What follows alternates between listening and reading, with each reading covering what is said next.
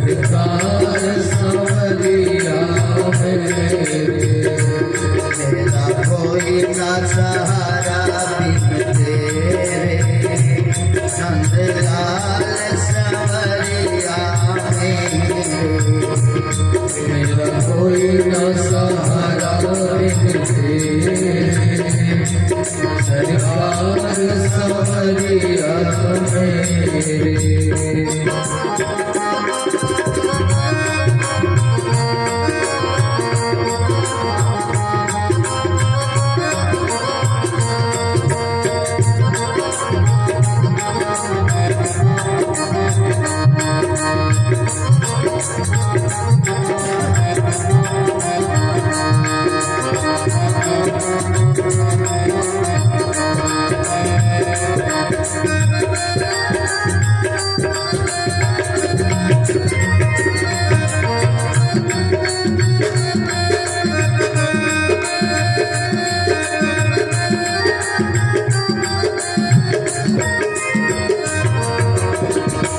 मैंने जन्म लिया जग में, मैंने जन्म लिया जग में, मैंने जन्म लिया जग में आया, मैं जन्म लिया जग में आया।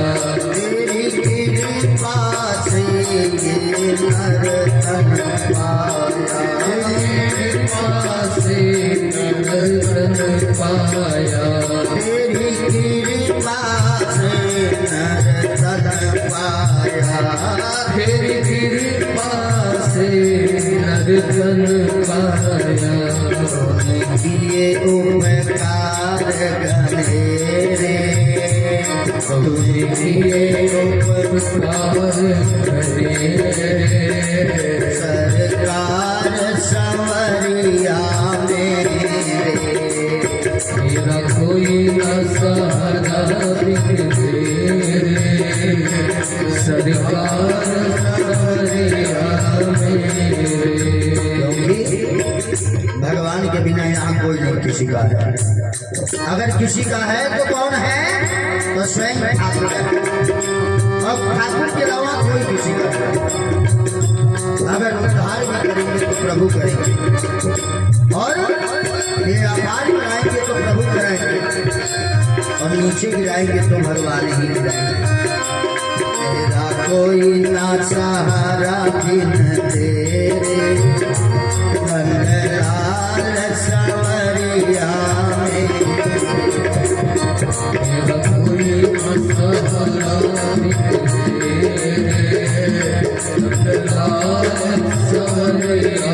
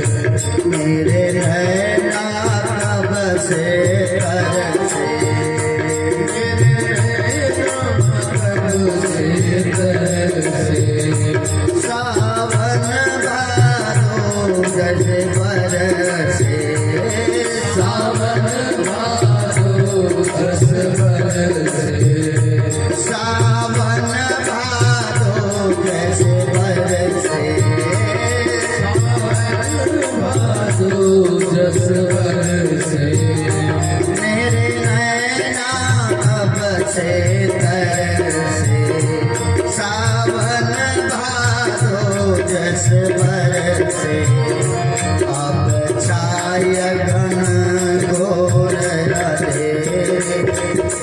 अब छाय घन घोर रे सरकार संवरिया कोई न सहारा बिन तेरे सरकार संवरिया सरकार संवरिया मेरे सरकार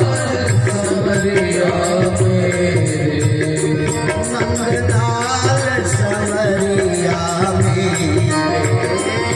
नंदलाल संवरिया मेरे नंदलाल संवरिया मेरा कोई ना सहारा बिन तेरे मेरा कोई ना सहारा बिन तेरे नंदलाल संवरिया मेरे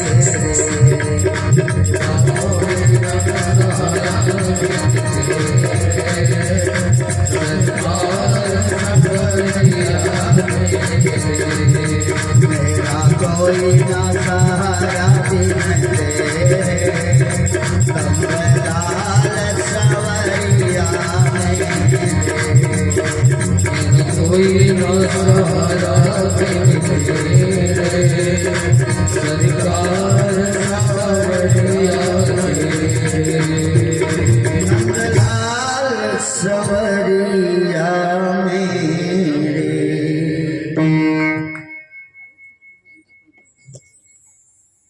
प्रेम से बोले भागवत भगवान की। जब नारद जी ने कहा तो तुरंत वेद व्यास जी ने कहा नारद क्या लिखा। नारद जी ने कहा तो वेद व्यास जी ने कहा कैसे लिखूं, तो 4 श्लोक में बताया। अब उस 4 श्लोक को सुनने के बाद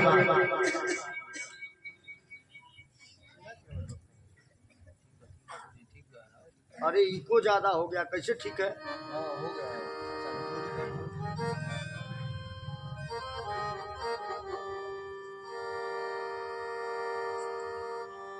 उमा कहूँ अब अनुभव अपना सत हरि भजना जगत सब सपना।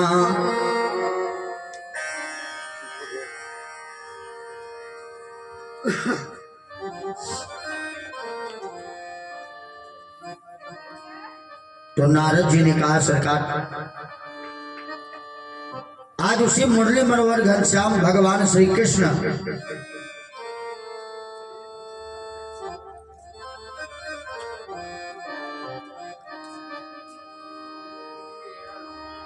कहा कि मुरली मनोहर घनश्याम भगवान श्री कृष्ण की अमृतमयी कथा से ही इस जीवन का बेड़ा पार होगा।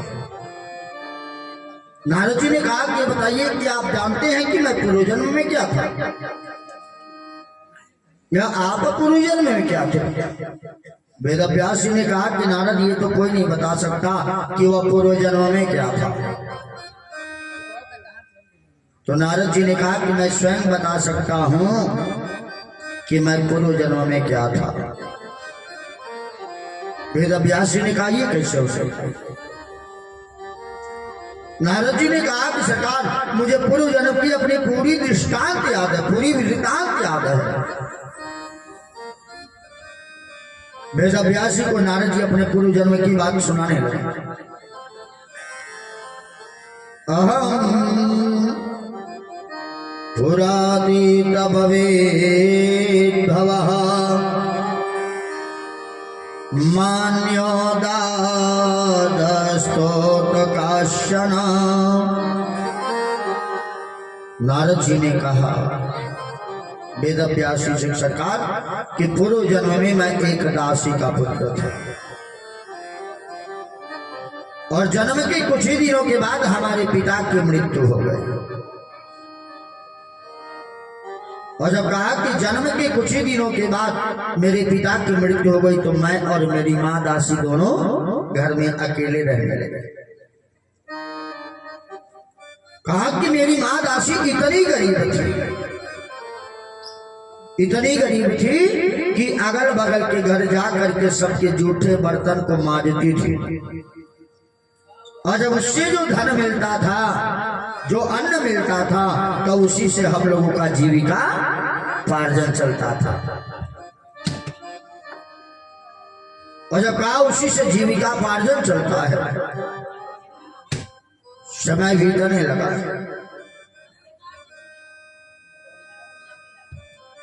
और जब समय जब व्यतीत होने लगा,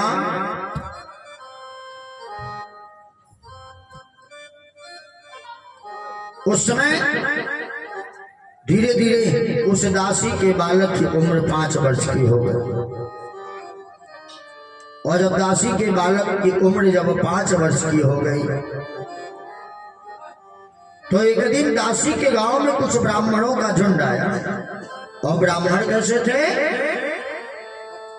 वो ब्राह्मण ऐसे थे कि जहां भी जाना रहता था तो अपने साथ अपनी गायों को लेकर जाते थे, और सारा व्यवस्था अपना लेकर के चलते थे। और जहां भी उनकी इच्छा होती थी तो वहीं बैठ करके भगवान का भजन संकीर्तन करने लगते थे, तपस्या करने लगते थे।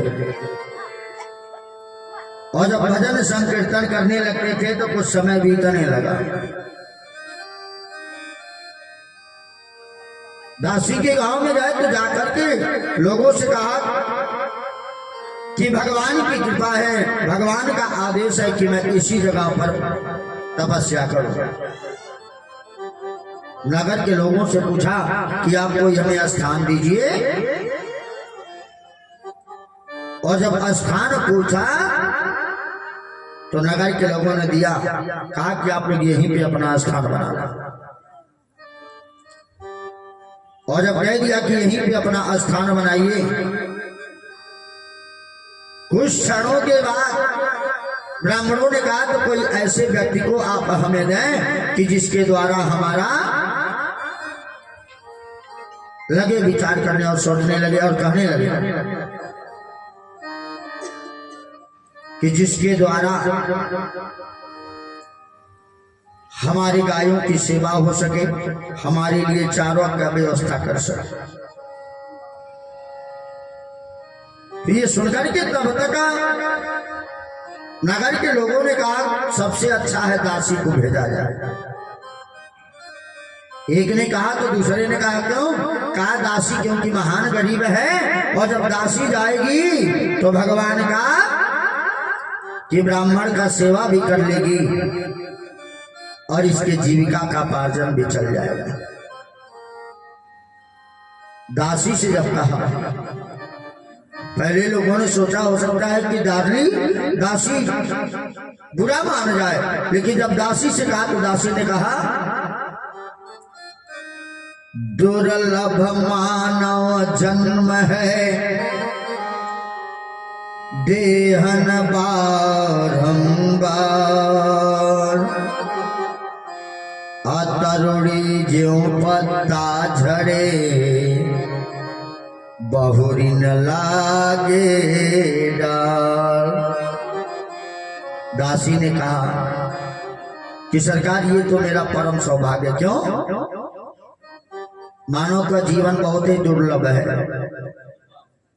कि जब तक इस शरीर में आत्मा है तब तक ये शरीर है, लेकिन मानो एक बार शरीर पा जाता तो ये कोई जरूरी नहीं है कि दोबारा उसको मिलेगा ही, कि 84 लाख जोनियों के भ्रमण करने के बाद ये मानव का जीवन मिलता है। कहा कि मेरा जीवन तो ऐसा है कि जिसमें से अगर झाड़ की पत्ता बहुत पेड़ हरा भरा है और सारा पत्ता गिर जाए तो क्या उसमें मोड़ लगेगा? जैसे आम का पेड़ है और उसका सारा पत्ता गिर जाए तो उसमें मोड़ लगेगा? नहीं लगेगा। तो ऐसे ये मानव का जीवन है कि कल युग केवल नाम आधारा, रे सुमेरी नर उतरहु पारा। मिला देश श्याम से कोई तबो ही माता पिता भ्राता। वही गुरु है वही प्यारा, उसी से है सगा नाता। कहा कि किससे नाता रखना चाहिए? दासी ने कहा कि मेरे लिए भाई हो, मित्र हो, गुरु हो, माता पिता है तो सब मेरे लिए ब्राह्मण है। क्योंकि अगर गुरु की सेवा हो गई और ब्राह्मण का सेवा हो गया तो जीवन में किसी भी प्रकार की कोई कमी नहीं हो सकती। क्योंकि गुरु की सेवा बहुत भाग्य से करने को मिलता है, ब्राह्मण का सेवा बहुत भाग्य से करने को मिलता है। अगर आपने ब्राह्मण का सेवा कर लिया, गुरु का आदर कर लिया, तो समझिए कि आपके जीवन में किसी भी प्रकार की कभी भी कोई बाधाएं आएंगी ही नहीं। दासी ने कहा कि सरकार मैं महात्मा लोगों की सेवा करूंगी, और तुरंत विचार करके आई। दासी आई तो महात्मा लोग अपना पांडाल लगा लिए थे, और जब अपना पांडाल लगा लिए तो कुछ समय बीत गया। दासी का काम क्या था? तो प्रतिदिन गाय को चराने के लिए छोड़ देती थी, और जब गाय चरने लगते थे तो अपने जाके गायों के लिए चारा का बंदोबस्त कर देती थी। और जब चारा आ जाता था तो जंगल से जा करके लकड़ी चुन चुन करके ला करके रख करके और गायों को ला के बांध देती थी, और चारा उनके आगे छीट करके और गांव में भिक्षाटन के लिए चली जाती थी। और लेके जब आती थी और जब ब्राह्मण भोजन कर लेते थे तो जो बचता था स्वयं दासी खाती थी। क्योंकि कि दान बिनी धन साहू, कि दान बिना धन साहूकार, अहो न सोहे ऐसे, कि कागन ही सोहे सोहे जैसे, हंस के संग में। तो ऐसे लगा जैसे कौओं के बीच में एक हंस पड़ा हुआ। हंसों के बीच में एक काग आ जाता है, उसी प्रकार से वो दासी हो गई। लेकिन दासी ने ब्राह्मण लोगों की सेवा करना बंद नहीं किया।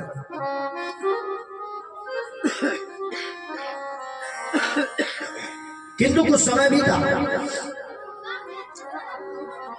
एक दिन ब्रह्म वेला के समय में दासी अपने पुत्र को लेके आई। अंधेरी रात थी, तो महात्मा लोग अपने पांडाल में बैठ करके चारों तरफ से घेर करके बैठ के सत्संग कर रहे थे। तो दासी ने अपने पुत्र को महात्मा लोगों के बीच में बैठा दिया कि ये बालक कहीं जाएगा नहीं, और अपनी कुटिया से निकली। जब बाहर गई और जाकर के तुरंत जब सोचा कि चल के गायों को चराने के लिए छोड़ दूं, बर्तन को धो दो, तो चलने लगी। तो रास्ते में काला गलता एक बिगदर सर्प था, और उसी सर्प के ऊपर इस दासी का पैर पड़ गया।